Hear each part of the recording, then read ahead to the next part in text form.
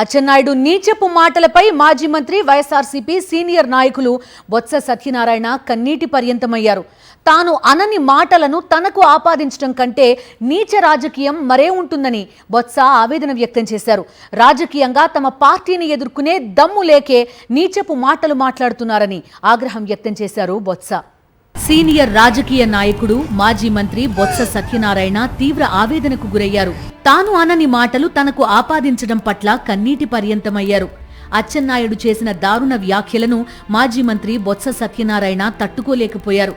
ఇంతకన్నా మహాపాపం ఏవైనా ఉంటుందా అంటూ ఆయన భావోద్వేగానికి గురయ్యారు. రాజకీయాల కోసం ఇంత దారుణమైన అబద్ధాలు చెప్పడం అన్యాయమని బొత్స సత్యనారాయణ కన్నీళ్లు పెట్టుకున్నారు. మీడియా సమావేశంలోనే బొత్స కన్నీళ్లు పెట్టుకుని తీవ్రంగా ఏడ్చేశారు. మహానేత వైఎస్ఆర్ను గుర్తు చేసుకుని ఇప్పుడు టీడీపీ చేస్తున్న వ్యాఖ్యలతో ఆవేదన చెంది గద్గద స్వరంతో మాట్లాడారు బొత్స. అచ్చెన్నాయుడు ఏదో పొడవుగా ఉన్నాడు అని కొద్దిగా తెగితే మా మోకాల్లోకి వచ్చా ఇంతవరకు ఆలోచన నందికి విందు అవుతుంది. మోకాల్లోకి ఇప్పుడు అరికాల్లోకి వచ్చినకుంది ఇవాళ మాటలు చూస్తుంటే. చచ్చా రాజకీయాల కోసం దిగజాడు మాటలు దిగజాడు వ్యవహారాలు ఆపండి.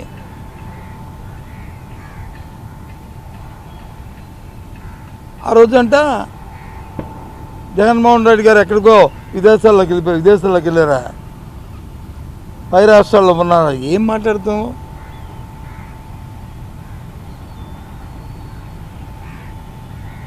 చనిపోయిన రోజునాడే నేనే ప్రత్యక్ష సాక్షిని పావురాలకోట వెళ్ళాను అన్వేషించడానికి. కేంద్రంతోనే రాష్ట్రంతోనే ఒక పక్క సంప్రదింపులు చేసి తెల్లవారు 5 గంట 4 గంటలకల్లా ఆ బాడీ ఎక్కడుందనేది టెస్ట్ చేసి కర్నూలులో వచ్చి పోస్ట్ మార్టం జరిపించుకుని కర్నూలు వరకు వెళ్ళి కర్నూలులో అక్కడ పోలీస్ పరేడ్ గ్రౌండ్స్లో అక్కడ ఉంచి అక్కడ నుంచి నేను ముందుగా క్యాంప్ ఆఫీస్కి వచ్చాను. నా వెనకదే రాజశేఖర్ గారి తాలూకా ఆ దేహాన్ని తీసుకొచ్చారు, బాధదేహాన్ని పోస్ట్ మార్టం చేసి. నేను నా భార్య ఝాన్సీ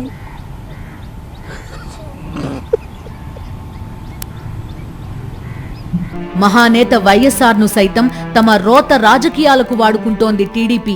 మంత్రి అచ్చెన్నాయుడు మహానేత మరణం గురించి తప్పుగా మాట్లాడుతూ ఆయన మృతి గురించి బొత్స చెప్పారంటూ అబద్ధాలు ప్రచారం చేశారు.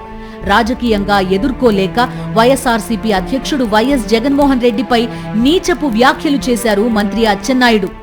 చాలా మంది సీనియర్ నాయకులు చాలా రకాలుగా మాట్లాడారు.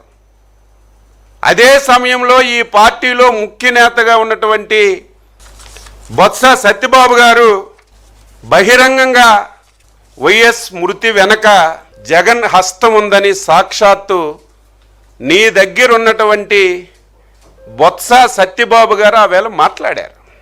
మంత్రి అచ్చెన్నాయుడు చేసిన వ్యాఖ్యలు క్షమించరానివని బొత్స సత్యనారాయణ అన్నారు. ఇక సంతకాల సేకరణ గురించి వైఎస్ జగన్ కు అసలు తెలియదని, ఈ విషయమే ప్రస్తుతం సిడబ్ల్యూసి నాయకుడిగా ఉన్న రఘువీరారెడ్డి సైతం స్పష్టం చేశారని బొత్స గుర్తు చేశారు.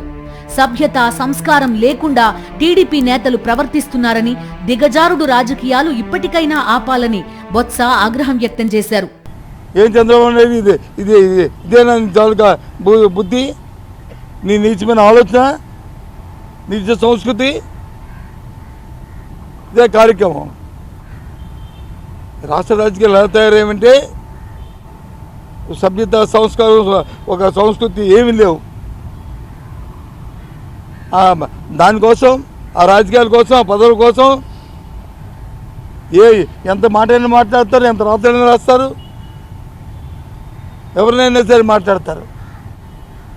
ఇప్పుడున్న నాయకులు చరిత్రలు తెలియమనుకుంటున్నాం ఎవరికీను, మాకెవరికీను. ఈరోజు రాజకీయాల్లోకి వచ్చామనుకుంటున్నారా? మేనడు పుట్టుక మేనమామకు తెలుస్తుంది.